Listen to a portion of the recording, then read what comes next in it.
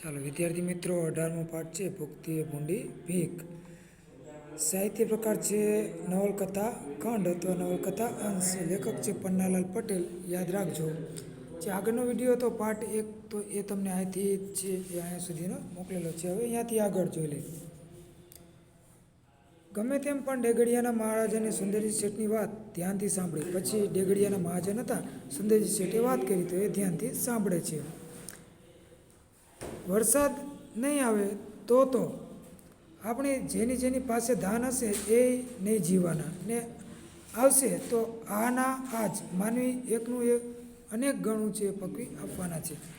જો વરસાદ નહીં આવે તો આપણી પાસે જેની પાસે અનાજ છે તો એ પણ એક દિવસ તો મરી જ જવાના છે ને એ પણ નથી જીવવાના. અને જો કદાચ આવશે વરસાદ તો આ લોકો રહ્યા ને માનવી રહ્યો ને એ ડબલ પકવેલું પાકી દેશે. એટલે આપણે કંઈ હળ હાંકવાના ઓછા છીએ અને કદાચ આપણે જીવી તો આપણે થોડાક હળ હાંકવા જવાના છીએ. આપણે અનાજ પકાવવાના છીએ કે ને ડેગડિયાના મહાજને કોટરમાંથી ધાન કાઢી આપવાનું કબૂલ્યું. અને અંતે ડેગડિયાના જે મહાજનો હતા લોકો હતા એ બધા કહે છે કાંઈ વાંધો નહીં હાલો ગોડાઉનમાં અનાજ પડ્યું છે એ લોકોને આપણે દાનમાં આપી દઈએ. અને કિંમત અડધી રાખે છે અને અડધો ભાગ છે ધર્માદામાં મૂકી રાખે છે. અત્યાર સુધી તો લેતા હતા.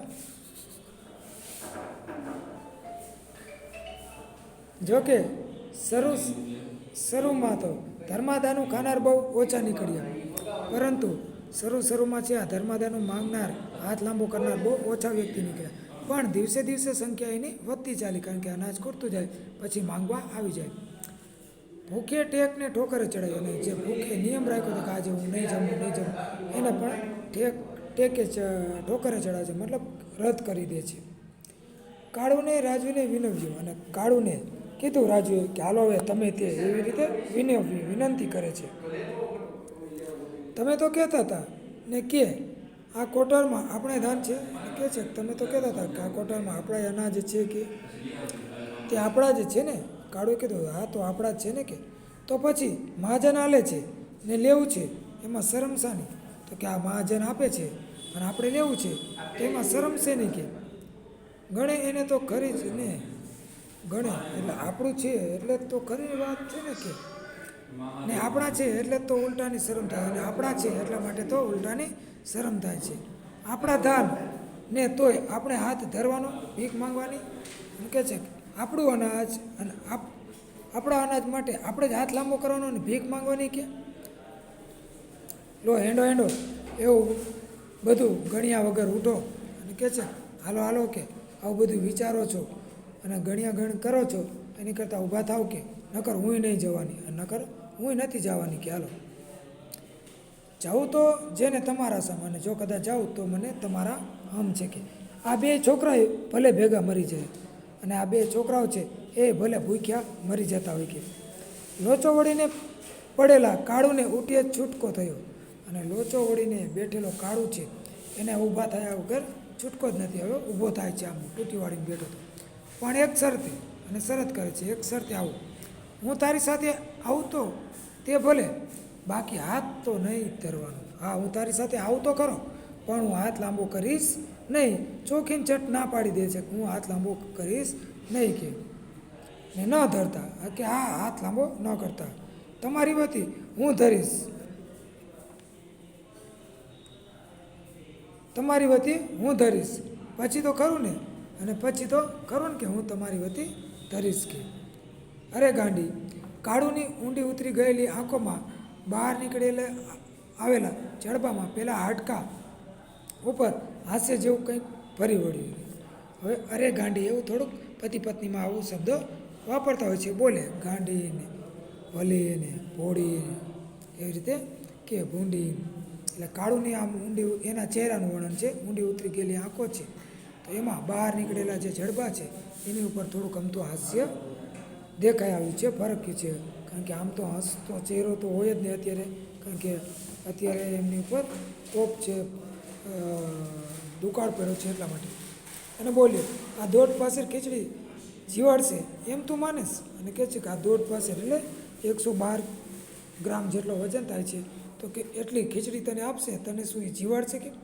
અરે 2 શેર આલે તોય મારું પેટ તો નહીં ધરાવવાનું, અને 2 શેર આપે તોય મારું પેટ તો છે ધરાશે નહીં.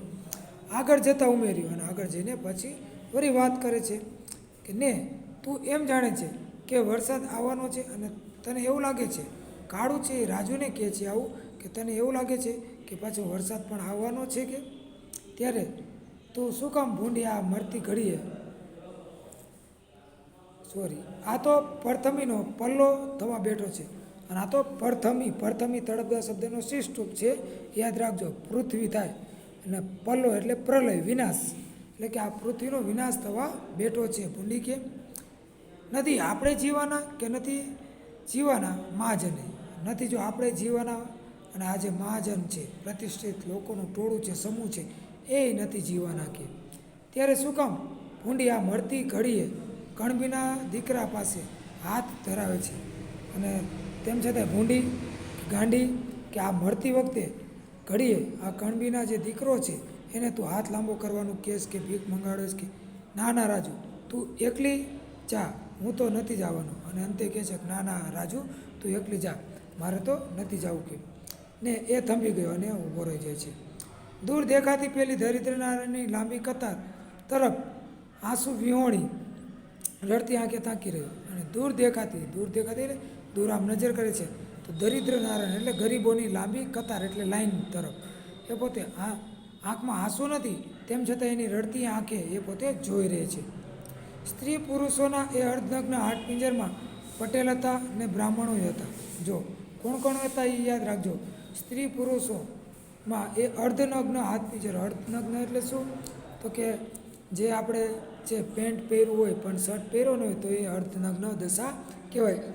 આવી હાલતમાં અને હાડપિંજર જેવા લાગતા હતા. જો હાડપિંજર એટલે દુબળા થઈ ગયેલા હતા તેવા.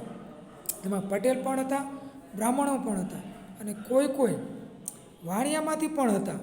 અને જ્યારે ઠાકરડાની તો મોટી સંખ્યા હતી, ઠાકર લોકો છે એની તો મોટી સંખ્યા હતી.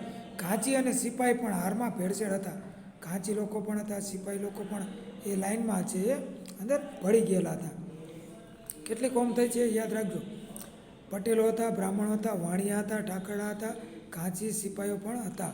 પણ એ બધામાં જાજો ભાગ તો મોટા ભાગે ખેડૂત જ હતો ને, બધા મોટા ભાગે તો ખેડૂત જ હતા ને. કાળુના પગ જ જાણે જડાઈ ગયા હતા, અને કાળુના પગ જ જાણે છે સ્થિર થઈ ગયા, જડાઈ ગયા. ભગવાનને જીવતો રાખવો હશે તો મોખાના છોડાય જ. અને કહે છે કે ભગવાને મને જીવતો રાખ્યો હશે તો કે આ મોખાના છોડાય જ. મોખાના છોડાય એટલે કે એક નશીલો પદાર્થ છે, એ પોતે ખાઈને એ પોતે જીવન પસાર કરી નાખશે, ભલે એનાથી મોત થાય, કે નશીલો છે, દ્રવ્ય છે. પણ મારી સાથે તો ચાલો. પણ રાજુ એમ કહે છે કે મારી સાથે તો ચાલો ને, મને તમારે ભૂખે મારી નાખવી છે, અને મને તમારે ભૂખે મારી નાખવી છે. તમારા આ 2 શાળાઓનો તો વિચાર કરો. રાજુ કરગરતી રહે, અને રાજુ વિનંતી કરે છે, કરગરે છે કે તમે આ 2 શાળાનો તો વિચાર કરો કે એને મારી નાખશો કે મારે વાદે તમે શું કામ મરો છો, લે હેન્ડ. અને વળી એણે પગ ઉપાડ્યો અને કહે છે કે મારી વાદે એટલે કે મારી પાછળ મારા હિસાબે તમે શું કામ મરો છો, હાલો લે હાલતી થા. અને એમ કરીને આગળ થાય છે, ચાલવા માગે છે. પાસે જતાં એણે ચારે બાજુ નજર ફેરી, અને પાસે જઈને ચારે બાજુ નજર ફેરે છે. ઊંચા ઓટલાવાળી મંદિરની પડસાણમાં સુંદરજી શેઠ આંખ મીચાઈ જાય એવા કપડાં, સફેદ ધોતિયું ને અગરખું, સોનેરી તલાવડી રાતી પાઘડી ને ગળે દુપટ્ટો વગેરે પોશાકમાં શોભતા ગોળ તકિયાની અઢેલીને ગાદી પર બેઠા છે. આ જે સુંદરજી શેઠના વિશે 4-5 શબ્દોવાળો પ્રશ્ન હશે 2-3 વાક્યમાં, કે સુંદરજી શેઠ વિશે 5 વાક્ય લખો. તેમાં લખવાના છે કે પહેલાં ક્યાં બેઠા છે, ઊંચા ઓટલાની મંદિરની પડસાણમાં, જે આગળનો ફળિયાવાળો ભાગ હોય અહીંયા બેઠા છે સુંદરજી શેઠ. અને આંખ મીચાઈ જાય એવા સફેદ કપડાં એને પહેર્યા છે, ધોતિયું પહેર્યું છે, અને અગરકો એટલે બંડી જેવું આવે છે એ પણ એને પહેરેલું છે. અને સોનેરી તલાવડીવાળી એટલે પાઘડીની કસબી ફેટાવાળી, સાપાવાળી રાતી એટલે લાલ રંગની પાઘડી, અને ગળે દુપટ્ટો, જેમ મફલર હોય એવી રીતે દુપટ્ટો વગેરે એવો પોશાક છે એને શોભી રહ્યો છે. અને ગોળ તકિયું આવે છે, ઓશીકું ગોળ, એને અઢેલીને એટલે અઢીને ગાદી પર બેઠા છે. અને બીજા મહાજનો પણ આસપાસ ગોઠવાયેલા છે અને બીજા મહાજનો પણ આજુબાજુ ગોઠવાયેલા છે. બરાબર, ચાલો આટલું રાખો, આટલો વિડીયો જોઈ લેજો. અસ્તુ.